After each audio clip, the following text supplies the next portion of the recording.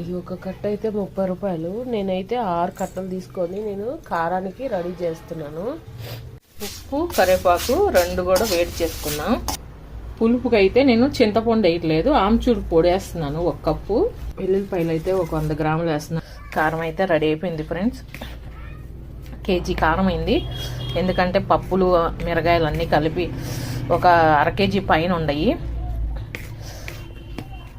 మిరగాయలే ఉండయి 1/2 కేజీ. ఎందుకంటే ఈసారి బాగా కారం వేసాను అనమాట. పోయినసారి చేస్తే కరివేపాకు కారం అసలు కారమే లేదు, వారంతా ఆగినాక కారం ఫుల్ చచ్చిపోయింది. అందుకని ఈసారి అయితే 1/2 కేజీ మిరగాయలు వేసాను. కారం అయితే చాలా బాగా వచ్చింది. మీకు బెల్లం కావాలంటే మీరు వేసుకోవచ్చు.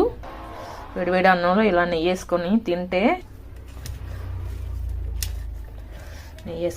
సూపర్. చాలా టేస్ట్గా, కారంగా, పుల్ల పుల్లగా